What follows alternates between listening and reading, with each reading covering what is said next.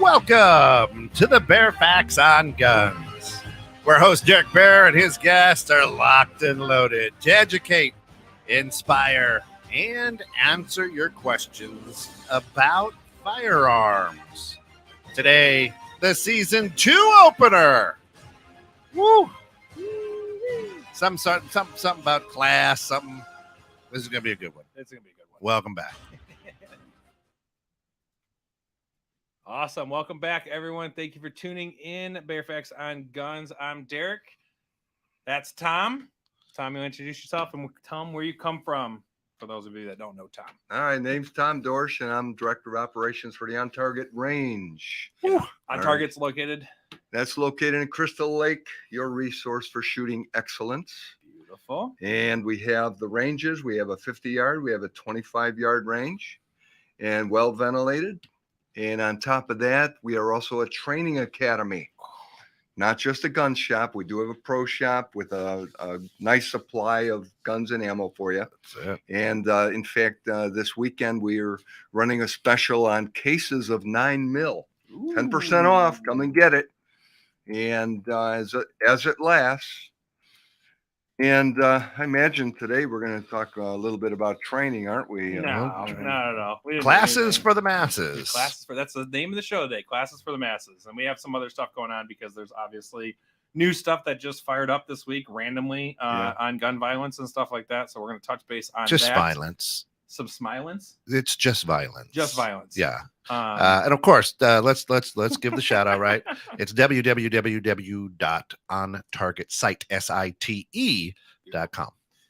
I can't speak enough about On Target. It's literally my favorite range to go to. It's my favorite people that are there. It's always warm and welcoming. Every person I've ever brought there, just to give you guys my own testimonial, and any person I've ever brought to the range to teach or train or work with or look at or jump into any kind of conversations about guns, the staff is so well knowledgeable, personable. You feel really comfortable in there. They have a really good knowledge. They're fun. They enjoy their job. They don't seem like a bunch of stiffs walking around. And in the other side of it, they're not the type of gun guys that think that everyone in the world should know everything about guns. They understand that they have the same conversations day in and day out, and you can tell that they care about it, which is good. So, Tom, whatever you're doing over there, and the team in On Target's doing a great job. So, well, the first thing we do when we hire somebody new is not so much ask them how much they know about guns, but how much they know about people. Yep. How much they care. I mean, if you're a nice guy, we'll teach you about the guns and everything. We had a few people who now they're gun gurus. They know all the generations of all the different guns coming out.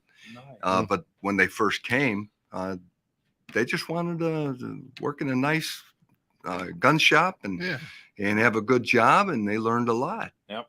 So these guys, they know a hell of a lot more than I do. I mean, the guys are all of our sales associates and gals too. Nice. And I see guns as tools. You know, it's a tool I've been using for the last 45 years or whatever. Talk about tools. But I mean, they know their stuff and they're humble about it. And the key to, I think, our customer service success is the empathy shown toward the novices who come in. Yep.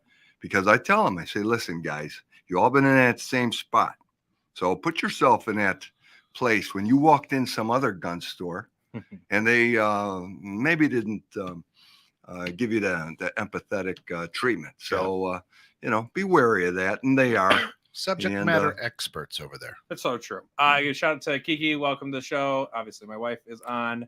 I can't. You know what's funny? So I gotta say the studio looks amazing, Kent. Great job. We're doing ambient lighting. I look 100 pounds skinnier than I really am. For those of you that are watching on Facebook Live, I am not this skinny. My facial structure is beautiful. I don't know. My beard looks glowing and glistening. I can't. Who's that person? That's right Gary. There? Gary. Oh, Gary there it is. Huang from Awesome. our good friend from Singapore. Fantastic. He has a different name on Facebook. That's all. And then Yep. my sister's on there. Elise, welcome in. I got to give a huge shout out to my mom. So on the back, this is so corny, but at the same time, I'm just cool. gonna go with it. You can see it great too. I know.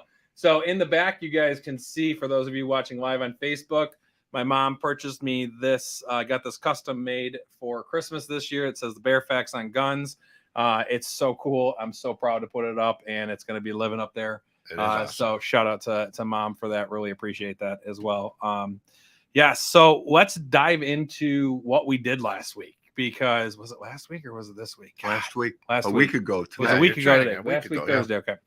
Yeah. So Tom graciously allowed me and a couple select people to come onto the range to do something I've never been able to do.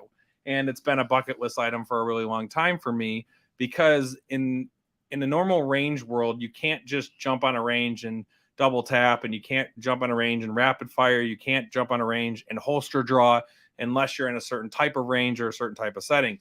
So holster draw was one of the things that you can practice at home all day long.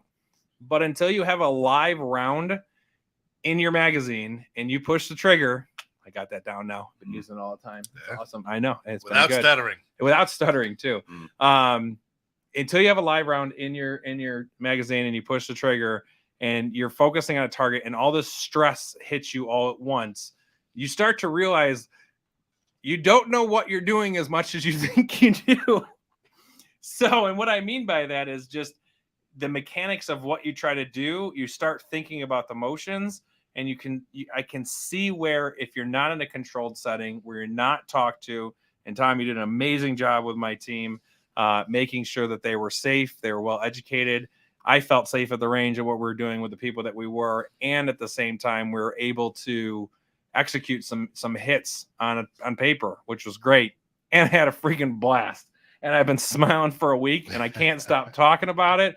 You got one of my employees who had a concealed carry permit, and one of the things that she was having difficulty with and has expressed for a while. And Art, welcome into the show. Art was actually in the class as well, and says thanks up there, Tom, for the class also. Hey, and my biggest win and takeaway is that I got one of my female employees who has her concealed carry, but she was scared to carry because she had not done it ever before, and she hasn't holster trained. So now she's carried every single day since that. And it's incredible to watch her understand and feel way more comfortable carrying that. So you did that, just to let you know. It was amazing. So I can't thank you enough for that. So of course, Keith says the bear is back, and that's better than a bare back, but never mind. Better than broke back. That's right. In my case, for those out there who want to do that, it's up to you. Your choice. Your choice. Just remember, you have choices. Wow, that wasn't political at all. Sorry. Well, what's unique about this whole show is his last name is Baer. I know it's a play on words, the Baer Facts. Oh, yes. But the clincher, why this is going to be a popular show, he looks like a black bear. Yeah, look at he got the furry face. Right. He wears black. And you have the right he's to a bear big guy. arms. The right to bear arms. It's all bear. Right and there's a lot of bears here. Keith says, "Bing bong." Yep, bing bong. Bing bong. I agree 100%. It's definitely a great play on words, and I love having experts on the show like you. One of your staff, we went into the range yesterday and shot at the range yesterday, and I forgot his name. He was on the show at one point too. He was dying to come back on too. So the sniper. Yeah. Don. Thank you. So Gunner Don. That's it. Thank you. So Don wants to come back on the show, and I'm whole excited to have him on the show as well too. So she's working. Awesome, Lise. Thanks for tuning in, sister. Yeah, seriously. Okay, I'm not gonna say anything else besides that. I'm not gonna get her in trouble. So I want to talk about kind of the progression of what we did, kind of the progression of what we kind of talked about and what came down to. So obviously it started in the classroom, and we went through some safety. We went through what kind of holster you have on, making sure that, obviously no rounds in anything, so that you can practice the basics of the fundamentals of what a holster draw is, right? And run me through So I wish I would have taken a picture of it because I was going to be a little more prepared for it today, but I didn't. I can't remember what the 4 or 5 things on the right-hand side of the wall on the whiteboard is. Can you refresh my memory on what those were? Mm-hmm. Oh, you're talking about the safety, or you're talking about the fundamentals? The fundamentals. The fundamentals. Well, that the fundamentals you carry with you, whether you're bench shooting. Yep. You're behind the line taking your sweet time. Yep. Or if you're downrange. Mm-hmm.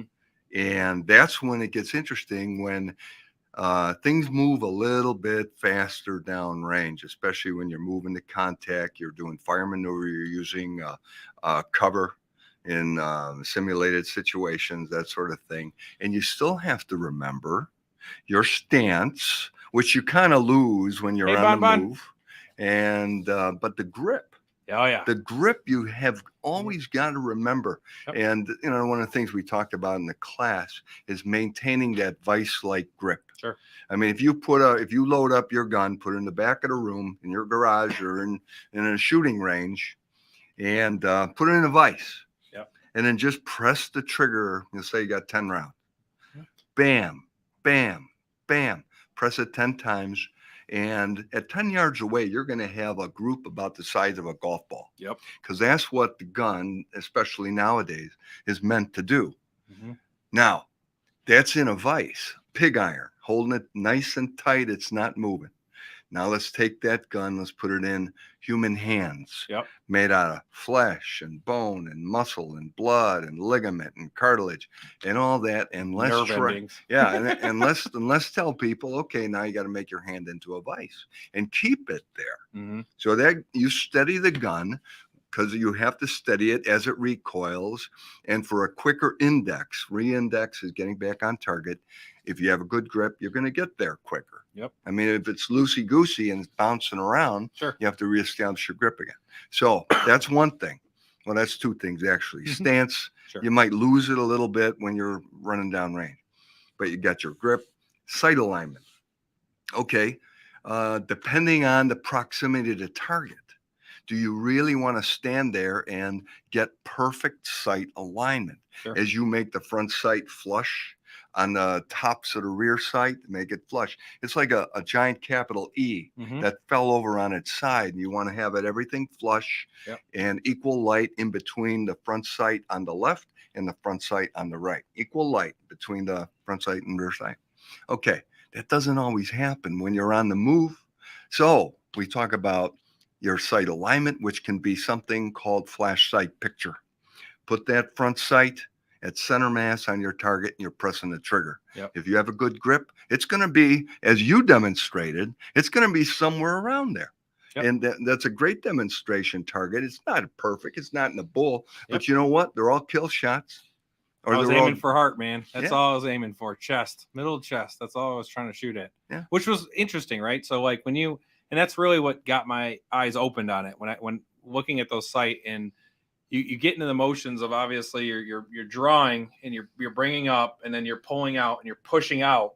And as soon as you push out, you're going in the grip. But the next thing you know is you're looking at the target. I can't right now remember, and I couldn't after we did it, right? So after I left and I was driving home and I'm like, God, we talked about sights so much. I don't even think I looked at the sights. You probably looked at a target. I looked at the target, but the thing is, I focused on that front sight so much. Yeah. And all I was trying to do is get it on paper and get it straight, so that, obviously for me, it comes down to, I need to learn the fundamentals of it first. I need to learn, I don't care where it hits. I mean, right, obviously I care, but I don't care if it's a good shot or not. I want to make sure I'm safe about it first.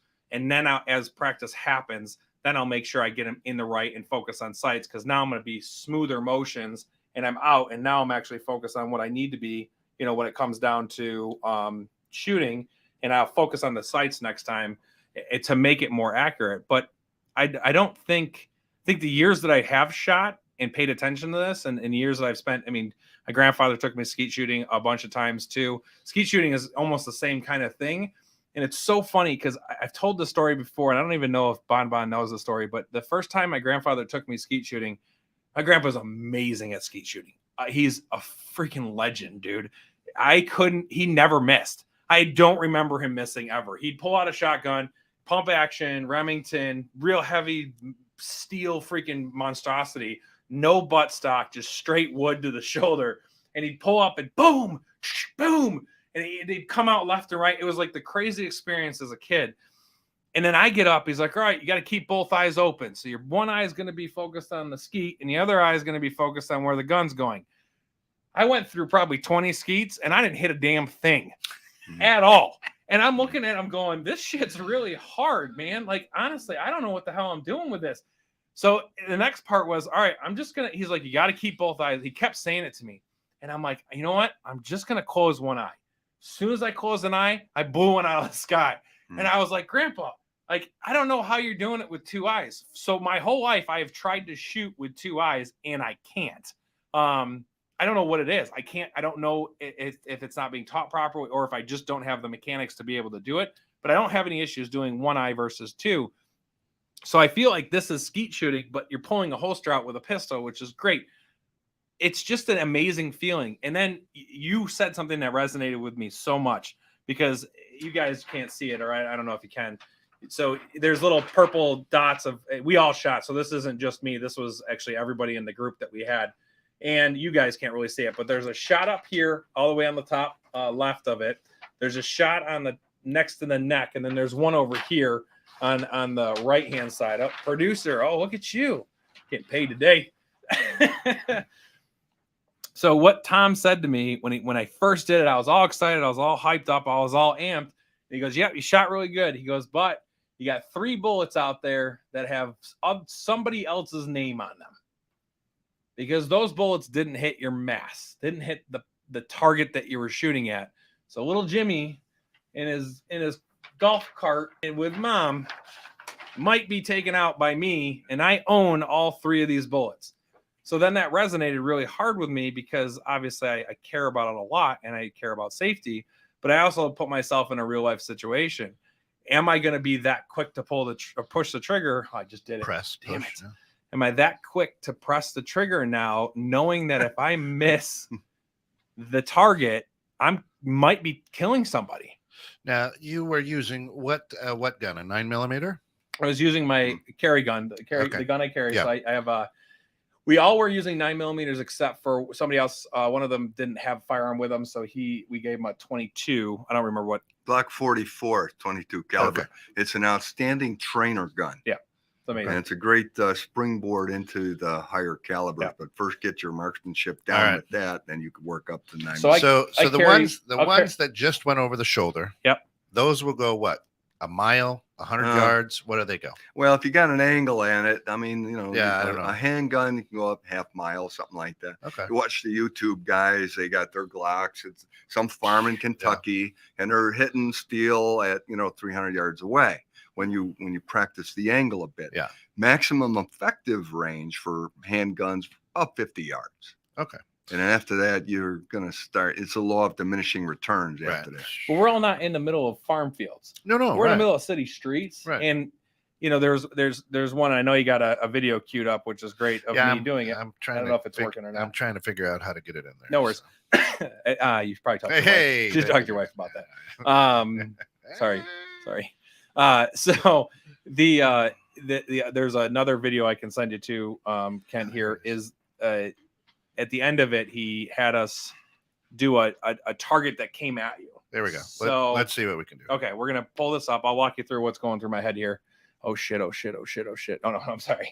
There we go. So Tom's talking about right now what's going on for those of you watching on Facebook Live. So 3 targets, 1 offset. So one's closer to you, one's further away. Pull, draw, fire twice, fire twice, fire twice. Is there sound on that or no? No, I'm not getting any. Okay, that's all right. Fire twice, fire twice, fire twice. So we had to reload. So we had to do a combat reload, correct? Is that what it's called? Combat reload, yeah. It's just your more tactical reload. Mm-hmm. And the idea behind a good let's try this. A good tactical reload will mean you have that other magazine in the well before the first one hits the ground. Yep. And that's the goal. Yep. And so you're gonna try it again, Kent? See if we can get some noise out of it. Let's see. There we go. Okay.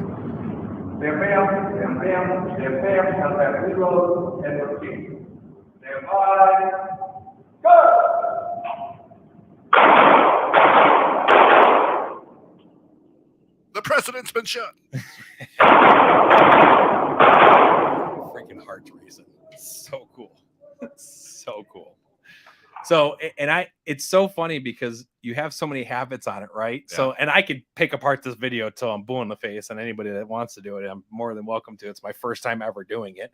But what I noticed right away, right, is that I grabbed the magazine out of the gun and threw it on the ground. I saw like that. I literally grabbed it out and threw it down, then reached for the other one and put it back in. Now because I carry a Smith & Wesson M&P Shield in 9mm, and that sucker is beautiful. So that magazine will fall out no problem. Like there's no reason for me to touch that thing. And Art did it too, right? So Art was at the range with us, and Art literally grabbed the magazine out and tried to stick it in his pocket to grab the other one. And Tom goes, "No, throw that on the ground." I go, "Art, why'd you put it in your pocket?" He goes, "I didn't want to damage it." Yeah, well, that's it. That's what I hear from everybody. Right. I know. So, and as you might guess, as you train, as should you do. Yes. So I just have them dump the mag. I say dump the mag. Sure. You don't have to throw it on the Sure. ground, but I want to see, a good mag release at an angle. Yep. So it dumps out, at a little angle. That way, as it's sliding out, you're already reaching and inserting that next mag. Yeah. Okay. So that's your ideal combat reload. But there's so many folks when they go downrange the first time and they practice the combat reload, they got a real hard time about letting that mag hit the deck. So a person could stand in their bedroom and practice that reload, right? Yep. And just let it drop on their bed. And so they because that's a habit, right? If you're going to a range and you're just target practicing, then you pull that out, right? So you don't let it drop. And in this type of a situation, that could cost you your life. Yeah, let it go. Yeah. It's you can. So anybody that does it at home, and I highly recommend it, if you're new in the concealed carry world and you haven't taken a holster class, obviously I highly recommend the holster class that Tom and On Target has, just because I've taken it. I know his passion. Obviously, I care about Tom. I care about his safety, and we have the same values when it comes to gun ownership, is that it's a tool. It's not a weapon. It's not a murdering thing. It's not going to shoot on its own. It's a tool. I carry a tool every day with me. We all carry tools with us, so that's my tool. I know several. I do know several tools too. So true on that. So do it in the bedroom. Do not do it with a loaded magazine. Obviously, literally keep it completely empty. There's nothing you're going to have to do other than rack your slide to act like you can get a trigger pull, a push out of it. Fuck, I can't say it. So, I know. So we've got a question out there. Gary asks, would dumping mags in the long run affect the spring mechanism inside? Dropping them. No, I mean, these magazines, most magazines are meant to take a beating. I have Glock mags that I use for 20 years, and I've been dropping them. Okay. Is it good to have training mags and real world mags? Yeah, you should. But test those real world mags as well, in the same way that you want to test your defensive loads in your gun. And you want to do a good mag dump, which is rapid fire when you get a new gun, and you want to check your defensive loads. Because sometimes your defensive loads are a little bit more volcanic at the top, and as opposed to your target loads, which are more conical. All right, FMJs, okay, full metal jacket. All right, they might act a little bit squirrely in your gun, depending on the gun. So always check those first. Same with mags, same with all your gear. You don't want to just have training mags that you're willing to dump. And the spring issue, sure, anything can happen, but it hasn't happened to me. Magazines are not expensive, by the way, for depending on the firearm that you have, but magazines are like $20, $30 tops. So you break a $20, $30 magazine, you just replace it. Sure. I've never had one issue with it. I do a lot of practicing at home. I have dummy rounds that I put in. I have dummy rounds that will fill 2 magazines for my 9mm. So I have 16 rounds of it, so 8 rounds each of them. And I literally for the past week have been practicing combat reloading. I know my staff, she's been practicing it as well. She's like, I just got home and I just been standing in front of the mirror and practicing, because she was doing a fishing line, so she'd pull she'd pull her holster out and then she'd fish real high and then bring it down. Yeah. She's like, I don't know why I keep doing it. I said, it's just weird stuff you don't think about you're doing until you have a camera on you. Yeah. And I video recorded all of us because number one, I want us to critique us, right? So we want to get better at what we do, and we want to see, evidence, obviously, of having a great time, because we did. But at the same time, it's also, for me, I look at it as the mechanics of where it is. Now, my other staff, who was not shot in like 10 years, he was and he's one of my best installers that we have at Gold Shield, and he's meticulous about his installs, and he has things have to be right. Mm-hmm. So it was great to watch him on the range, because he literally mechanically thought about, okay, I need to pull. Okay, I'm going to be real slow, and I'm going to pull out. And he's like, all right, I got to move my thumb. I got to put that there. And then he never rushed the drill. And he came in to work the next day, and the next 2 days he came in my office, and then he's like, do you mind if I bring my 38 special to you? I just don't know how I'm supposed to clean it. I don't know what to do with it. And I want to make sure I'm doing it right. So like, to me, like, we've touched somebody, right? And we've touched a staff member, which is even more important to me. But he's so caring about it, that this mechanics part of it. And I was watching his video again, and I was like, God, he probably had the best mechanics out of all of us, because he just focused on the mechanics of it, and he's meticulous when it comes down to stuff like that as well. So Gary says, and Gary lives in Singapore, of course, and Gary says, of course, there's no way anyone can own a gun here. Yeah, Singapore can't. You can't. So, but it's something I wonder, based on shooting videos that I've seen. And here's the wonderful thing, Gary. Thanks for tuning in. That's what the Bare Facts on Guns is all about. Yep. We want people who are afraid of guns, are against guns.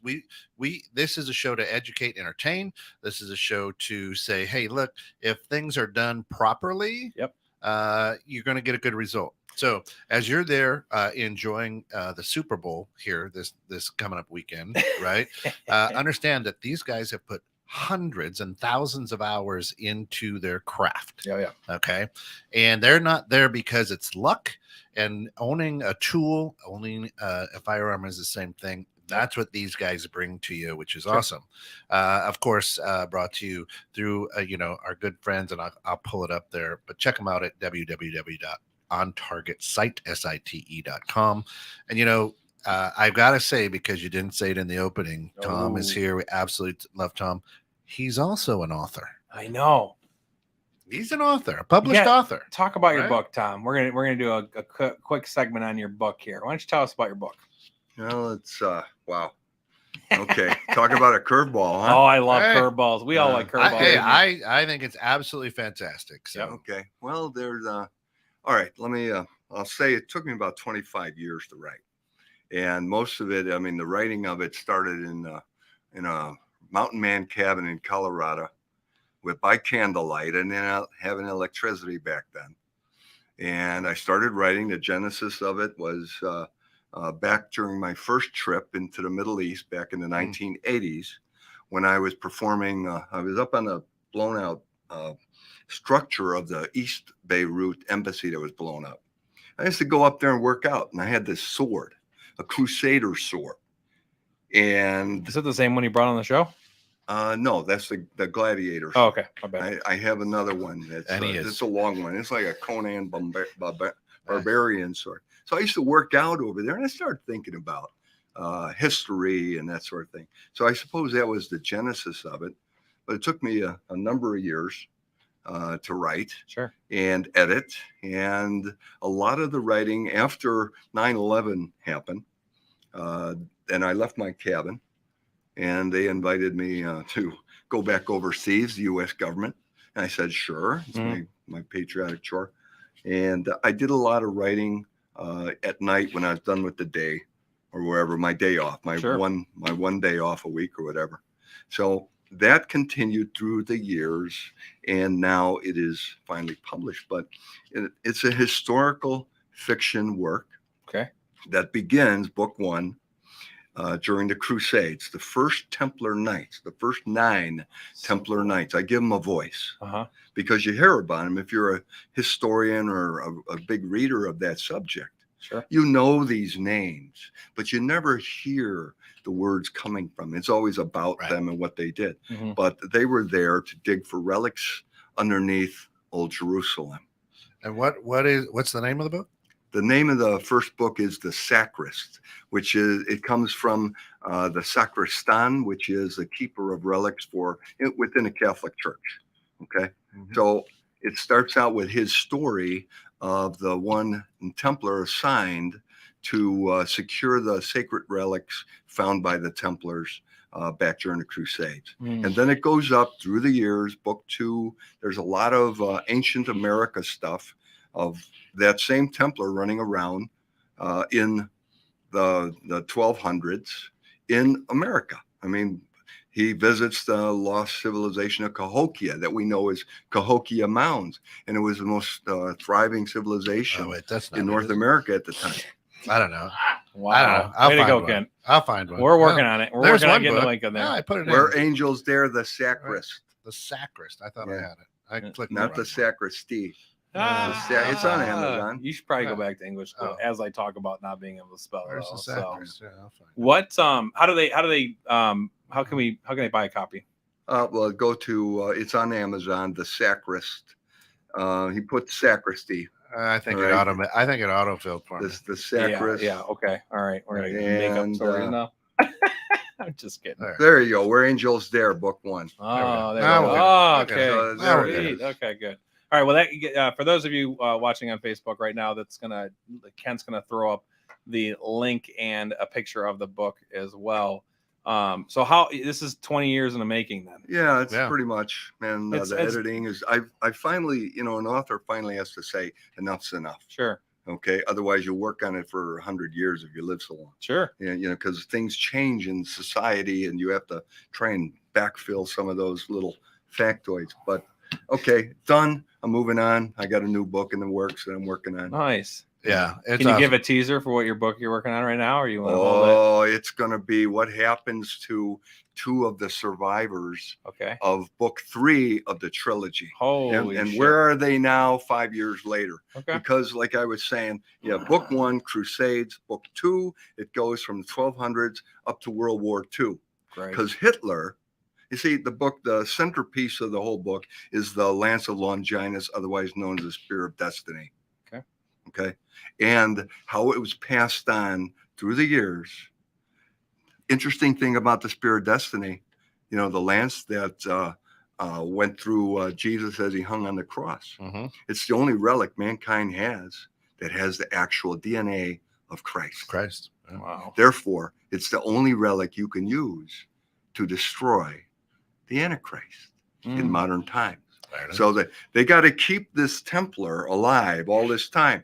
And there's a secret way in which they do that. And awesome. when you read about it, you're going to go, oh, my goodness, I heard about this stuff. I feel like it's so over my head, but I'm dying to read it. I now. got lost when he said Longina. St. Longinus. I'm still working on loading in. Just kidding. So you have book 1, the Sacrist, book 2, So- Race for the Lance, Yeah. that goes from the 1200s, World War II, and Hitler trying to get the lance, which is true story. True story. That's why it's historical fiction, and how this team of underdogs, they snatch it away from him.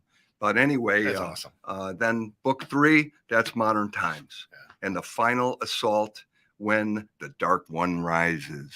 Nice. And the team of underdogs Say that that belong to the Orion Foundation, Man, I don't know. they got to get them. That And is they're up against that the is awesome. toughest military contractors. Who would the Antichrist hire as his protection detail? Let's go, Hitler, Brad. right? Hitler sounds pretty Okay, Let's go, Brad. pretty bad. so Yeah. you got a motley crew of these underdogs that, by hook or crook, and they're the ones that have to do it. Yeah, right? so they have to do the dirty Go work. out. You know what? Because he's a great friend of the station. Go out and grab that book. The first book is The Sacrist, Where Angels Dare. Yeah. It's book 1. You can get it on Kindle out there at Amazon for just $14.99. It's hard copy too. I mean, And you you get can it get a on hard- Kindle, and Yeah. you can get hard copy. It's like a Yeah. hard paperback. Yeah, Nice. yeah. A lot of fun if you like history, you like Templars, you like action and adventure, and there's a lot of guns and weaponry in there. Just to stay on topic here, That's right. yeah, That's you'll right. like it. I know think what? you like it. Kent, you can just throw us out here. By the way, I know Shayna. I'm going to get to your question and comment here real Yeah. quick. I'm just going to throw out there anybody in the comments right now that wants this book. Put in the comments that you want a copy of it, and I'll ship you a copy of it. So I'll give it to you Hey. guys. We'll donate it for the show. So go ahead and put it on there. I'll buy the book and we'll ship it to you wherever it needs to go. So I'm sorry, Gary, Singapore. I don't really know what the shipping cost is, but I don't care. So just put in the comments if you Gary, guys just go ahead and give us your Amazon login. And yeah, exactly. Your credit card number, social security number, all that stuff, Gary. And we'll take it right now. And I'll buy a lot of books with that. Put in the comments if you want a copy of it. If you're interested in it, I'll give one of our commenters on there a free copy of it. And we'll figure out how to get that to you after the show here. So thank you, Tom, and I'm excited. I can't wait to read it myself. So thanks for it's cool. No worries. So let's go. Can you read? I can't read this. The screen's too far away, or else I'm just getting blind, man. One of the two. Yes. Shayna, and welcome in, Shayna. If you had to ponder the risk of losing the right to own guns, how concerned are you? I'm seeing things happen in the world that I never saw coming. I'm concerned. It would be like losing your driver's license for me. It would be the same justification. It's a freedom. It's a right, not a privilege. We were born God-given right here. Yes, and to answer your question, I'm seeing a lot of stuff that I am concerned about with freedom right now as well. And we have to trust our system, right? Our democratic our republic. Thank you. We have to trust that, right? So there's processes of the republic. And elected officials change, and things change with that as well. At the same time, they've gone after this quite a many times and continue to fail. And the reason they continue to fail is because people like us stand up when that moment comes in, right? And we stand behind what we need to. What scares me is the fact that you're not going to stand up for it, or we're not going to have enough voice because they're not understanding why it's in place and what it's used for, which is listed in the Second Amendment, which Tom can beautifully recite, and watch another episode, and you can have him do that because you are good at that. So my fear is, number one, we've had more gun purchases in 2020 than ever before. More new gun owners came on this market. That's what the show is about, is to teach, train, educate. It's to have the difficult conversations. It's to answer the hard questions. So if you do not believe in guns, you're anti-gunners, I want to hear from you, because I just want to know why. I'd like to seek to understand. I'd like to seek to understand why you feel the way that you do. I'm not going to beat you up. I'm not going to tell you you're wrong. We're just going to have a healthy conversation. We're going to move on from it, and that's it. So we can agree to disagree in the end, but both voices will be heard, and I will be the first to allow it to happen as well. What did Gary say at the bottom? Gary says, "Go ahead and pay for his airplane ticket. He'll fly over and pick it up himself." Sure, I'll be more than happy to pay for your airline ticket with your Amazon. Probably cheaper than shipping. Okay, it might be cheaper. So, here's to go on Shayna's question, sure. Right? In season 1, we discussed some statistics, and there's actually, we know here in America, there are actually more illegal firearms out there than there are legal firearms. How do you track illegal firearms? I don't know, but we know that, right?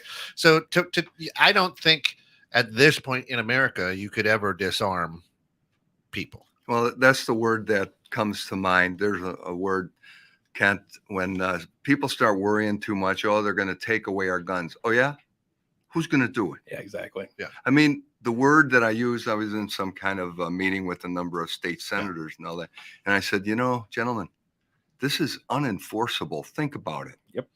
Most police officers that I know, they're big fans of the Second Amendment and our rights. Yeah. Okay. We're their backup, by the way. When shit hits the fan and there's 3 of them and 5,000 other really bad people, they're hoping we stand up and say, "Hey, I'll be by your side because I care about your badge," which we do. Yeah. So the idea that somebody in power who may or may not legally be in power, but is there? There's a line. If they riding it, if they decide, it could be anyone. If they decide, okay, tomorrow, executive order, no more sale of guns, get away from. First of all, that's against the Second Amendment. That is just too radical. Okay, usually that's not the way the anti-gunners work. Sure. It's it's little bit over time, kind of like How do you do indoctrination of a population. Yeah. It's little by little to turn the mind against those traditions that you once valued. Okay. Marxist. So that would be a very radical move. And you would have, like, look at the sheriffs in Colorado. When in Colorado said, well, we're going to outlaw ARs. Oh, yeah? Who's going to enforce it? You? Huh? You, Mr. State Senator? You? Okay. Mr. Assemblyman, are you going to go and take them away? Well, my boys aren't going to do it. How do you like them apples? Yeah.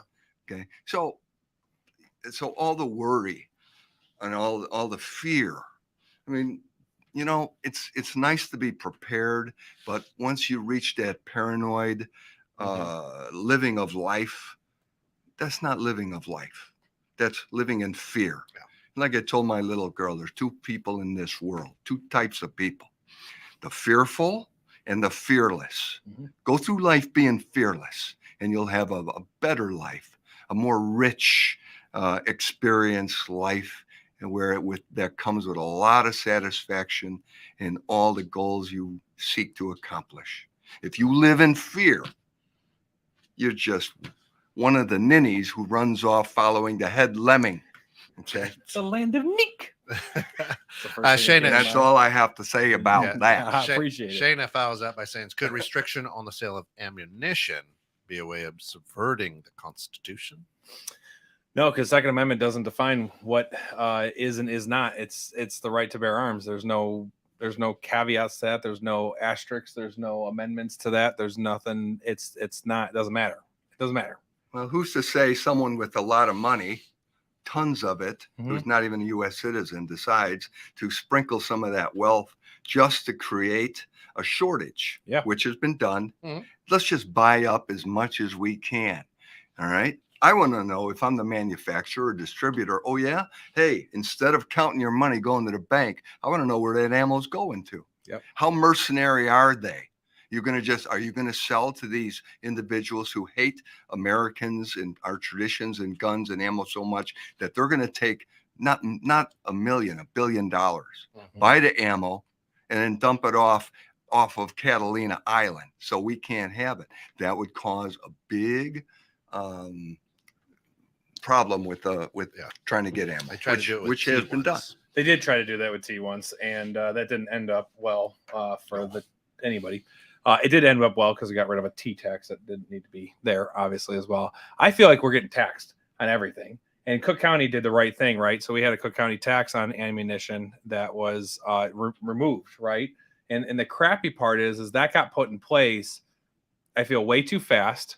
We paid a whole bunch of extra money that we didn't need to, and it got removed, and I don't have a refund back for that. Can I claim that on my taxes to be refunded for stuff like that? We also have to carry 3 IDs with me every single day. I have to carry my driver's license, I have to carry a FOID card, and I have to carry my concealed carry every single day. Why do we have 3 IDs? Why can't we just have a driver's license that says that I'm a concealed carry owner and I can purchase guns through a FOID? I don't understand why I have to carry 3 IDs. And then the best part is the 2 IDs that I need that literally are gone through the state police to get are not valid proofs of identification when it comes to airline travel. What the fuck? I literally had to take a class and prove who I was, and I can carry around a pistol every single day of the week, but I can't fly with an airplane with that ID. It makes no sense at all. So to answer your question, Shannon, there's a lot of things that they can do and are doing right now to hinder the purchase of a firearm and make it more difficult to acquire one. I think 2020 proved to the world that we'll overstep every boundary to make sure that we can buy as many firearms as we possibly can during stuff when people get nervous and scared. My biggest concern with that purchase, and I've said it many times in the show, is we dumped 1 million guns in 2020 into the hands of new gun owners. Those new gun owners have not gone and got trained at all. You're not slammed busy for the past 2 years over brand new gun purchases. You slowly bringing people in and stuff like that, but you don't have a line of 50,000 people a day standing up front going, I need to get trained. No, they're sitting at home. They're not in proper safes. They got magazines still in the gun itself. They have a child in the house that's curious, that hasn't been trained or educated on it. That scares the shit out of me. It doesn't scare the shit out of me with me personally. It scares the shit out of me that we're going to lose unnecessary people because we're not taking the next step of gun ownership, which is the training process.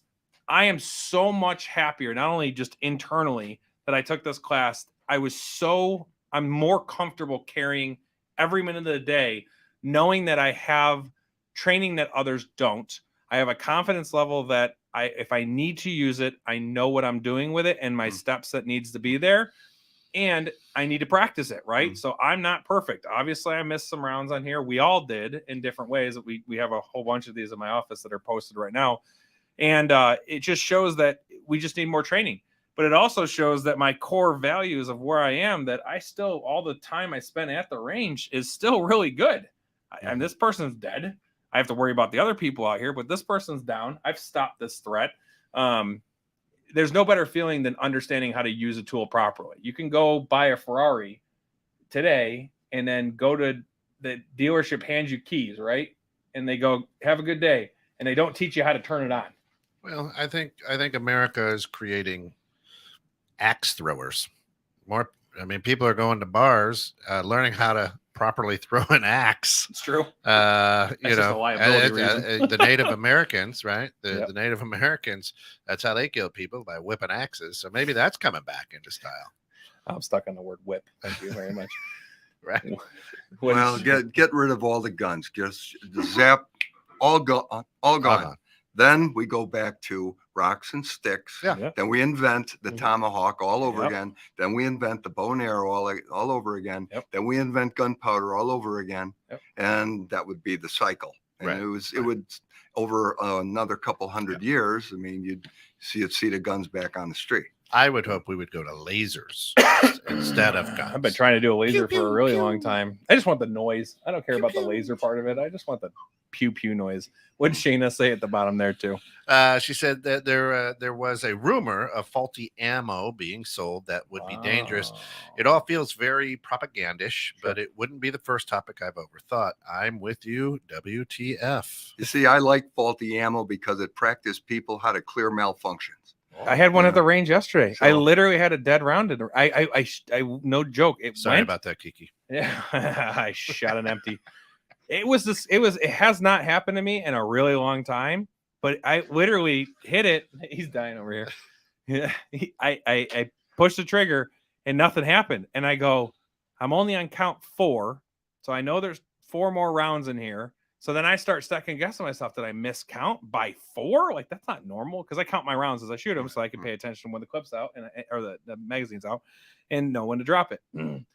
So then I obviously had to clear it, but as soon as I went to go clear it, it jammed on me. It literally got lodged inside of the ejector, and I was like, all right, well, this is freaking weird. Like, first time happening for this in a really long time. Okay, sounds good. I'm just gonna take a second. I'm gonna take the magazine out, and I'm going to work on clearing the round. I checked the firing pin. It was definitely, had a firing pinhole on it, just dead round. So it's nothing wrong with your gun. When you see that little dimple on a center fire gun, there's nothing wrong with your gun. Nope. Then it's the ammo.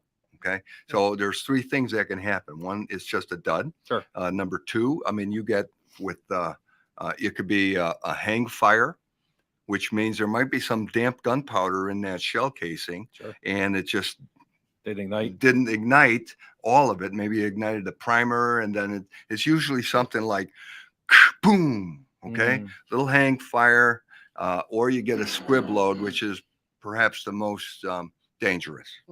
Okay, the squib load is that underloaded round, and with sometimes in a rush to either reload or at the factory, if there's a lack of quality control. It's a Friday bullet. Okay. Yeah, a Friday bullet. And then a cartridge. Okay, cartridge. Okay. So that's what can happen. Oh, we put the primer in, but we didn't put the powder in. So next thing you know, you have just enough little oomph of an explosion to disconnect the bullet from the brass shell casing, which means it goes into the barrel probably an inch or 2, and then it's stuck. I just got anxiety. And if you don't recognize that and you press it again, boom, probably it's not going to kill you, but you might get some shrapnel in the face. That's why we wear shooting glasses. Usually the explosions go upward. They blow out the barrel. Okay. no real life and death situation, but it can mess you up, mess up your hand, mess up your eyes, that sort of thing. We had a couple of them out there, but the key is being observant enough to recognize when you have a squib load, and it'll sound something like this: pow, pow, pow. Oh, that didn't sound right. If you shoot again, you might have a bullet in that barrel, and that's when your gun blows up. Okay. Wow. So beware. There's a lot that you don't like.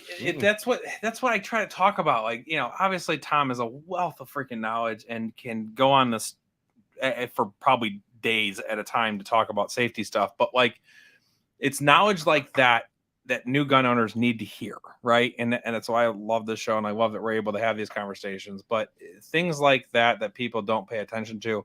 I've gone to the range so much in my life and always see the inexperienced shooter a couple doors down that keeps jamming your firearm, keeps jamming magazines in there, and is all sorts of not trained on it, right? And it's scary because you're talking about the vice grip. So we had a shooter down, I was like probably 6 months ago, and kept jamming the firearm, loose grip. So every time fire, it would kick back and it would get caught in the ejector and not move, and it would jam right away.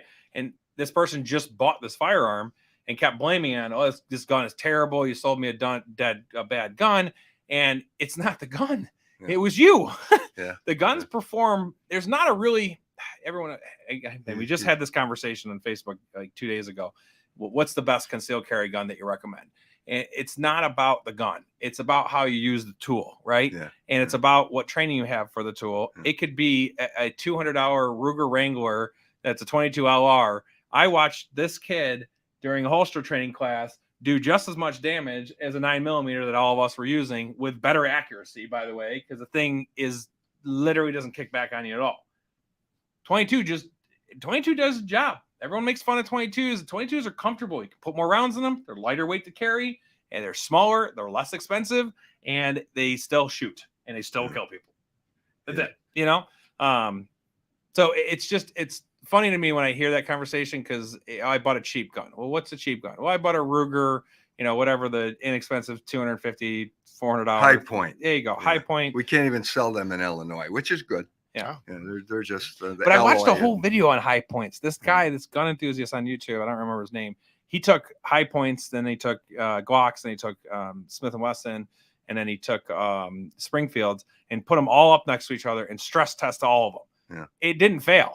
He actually was angry about it because he's like, I want this gun to fail because it's so cheap. It should fail, and it's not failing. That's Murphy's Law. Yeah, exactly. Whatever. Murphy's Law. Whenever you're on tape, yes, whenever you had to perform this way. But I got a funny story to follow up on folks blaming guns for their issues. I'm sure you do. I had a gen. Well, yeah, I got a. We could make a reality show at the range, and everyone get a kick out of it. There's something new every day, right? Sure. So I had a gentleman, never shot a gun before, came in a panic and goes, I want to buy your most accurate gun. And I said, well, sir, we don't have any accurate guns.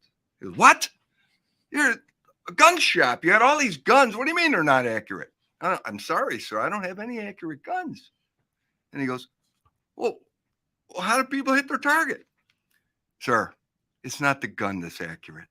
It's the shooter holding the gun that has to be accurate. And if you subscribe to the fundamentals as I hopefully I'm going to train you in, you will have an accurate gun. Okay. So that's one of the things that little assumptions. It's not the gun. Yeah. It's the shooter. And what Derek was just talking about, well, new people have these malfunctions. Usually they're limp wristing it. Okay. They don't offer resistance. Those semi-automatics, the automatics are meant to work in conjunction with the resistance we offer from our strong hand. Yep. Okay. In order for that slide to maintain its integrity of backward motion all the way. You see, if you're limp wristing it, you kind of go back with the slide, and then you don't have physics in your back pocket anymore. Physics is working against you, and it'll go back a little bit, but it won't go back all the way where it needs to. Therefore, it's not fully ejecting the spent shell casing, and you might have a stovepipe or a double feed just by limp wristing. Here's something else that people don't expect on the range now that I mentioned about the ejection of brass shell casing. I had a lady today who shows up, and we're talking, and she goes, where I asked her, I said, "Are you going to go shooting?" And she goes, "Yeah." I said, "Do me a favor and button your collar shirt all the way up, because that's something that people don't figure on. In an indoor range, not Uncle Elmo's farm. You shoot on Uncle Elmo's farm and that brass shell goes flying into the grass over there. It's not an issue, but every indoor range has ballistic glass separating the lanes. So when you shoot a semi-automatic, out of the right side comes your spent shell casing, and who knows where it's going to land after that. But if you give it an opening, it's going right down there. Cleavage catch. That's right. But that's how. Right. Then what happens, right? So maybe it's first off, it's hot, so that thing now just hit your boobs, and your boobs are now lit up by a freaking shell casing, and now your first reaction is to go digging for it. Right. Well, if you have a firearm in your hand and you don't have the proper way, you're going to do something bad. We either shoot yourself or shoot somebody else in the range. So the first thing you're going to do is, oh God, and you're going to do this and try to dig. Oh, I have a gun in my hand. That's loaded, by the way, and your fingers on the trigger. Recipe for disaster. In our beginner class, I have everyone line up, and I have them open up their shirts, and I heat up all these brass shell casings. And I say, "Don't move. You have to be as stoic as a cigar store Indian." All right. And I start dropping them down. I'm just kidding, folks. I'm just kidding. This is gun guy humor. Yeah. No, I don't do that. But it's How something. much does that position pay? Yeah, you masochist. You just revel in other people's pain and suffering. He just wants to see a bunch of boobs. It's like a bee sting. Let's be real. It's like a bee sting. If you're shooting and you get stung by a bee, okay? Yeah. I mean, what's your threshold of pain? Sure. That's what it comes down to. But we're saying it now. Be prepared. If you're a novice shooter, at some point it's going to come down there. Yeah. Shayna says, "I see a remote show in Dawn's future." I see a remote show. You put a couple shell casings down. Anything goes with Bremer and Jones. Let's go. Oh, it's amazing. And then there is a question that actually Singapore, Gary up in Singapore said real quick. Yeah, so I do have the answer for that, Gary. This one? About Brandon Lee on the crow set. Squib, it was not a squid. So that killed to be very clear, and we talked about Alec Baldwin. I already messed it up, didn't I? Did I do it already? Alec Baldwin. We already taled about the set. He's still not arrested. He's it's fine. Fucking ridiculous. He's having a good life. I'm just gonna say, it's great. Involuntary manslaughter, walking around there is no problem based on the celebrity status that you have. F you, dude. F you. He died from a defective blank ammunition, is what he died from, and he died in a hospital after the ammunition was defective. So, to be very clear, any movie set should never have live rounds on it at all. Zero. They should all be either dummy rounds or blank rounds completely on a prop gun. That's it. I made a whole show about prop guns, so go back and listen to that too. But no movie set should have live rounds. So it was a defective blank ammunition is what the official cause of death for Brandon Lee was. There it is. Nice. Are we? Oh yeah, my gosh. Holy bananas. Look at that hour go by 2 minute fast. mark. 2 minute warning. What do we got for Shane at the end here? I can't read it. She just said it's a reality show waiting to happen. It is. No. I would love to do a reality show in a gun range. It'd be so amazing. Drama filled. I'm not saying let's do it at On Target because On Target's not drama, but the things that he sees on a daily basis. I could see it. I mean, just think of Pawn Stars in a gun range. Okay. That sounds. Who's Chumley? I know. I got Chumley. So I want to shoot out a couple things. Number one, I'm going to do a personal plug here. I'm shaving my head and my beard on March 5th.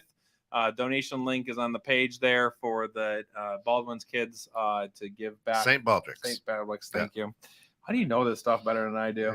I'm bald guy. Yeah, I'm old. Andy's bald. He's got the name down. He's our saint. Any donations for that will really help. Obviously the kids that with cancer is the best part. We're doing it live, so focus in on that as well. Shout out to my mom again for making the sign. The sign looks incredible. Super honored to have that up there. Really appreciate it. Tom, I can't thank you enough for the amazing training that we had for this. I can't thank you enough. You have no idea how much it helped my team and how much everybody cared about it. 216 in that, Kent. You guys are fucking amazing. We're getting there. And appreciate it. We'll see you next. Actually, we're going to be back in 2 weeks. And everybody, don't forget, tomorrow night, 8 p.m. Central from the Quiet Cool Studios. New episode, Dream Home Experts. Come tomorrow morning, 7:30 for the grounds with Giles and Jones, bridging civil tension at 9. Thanks for getting caught in the net. Be good. Be good to each other.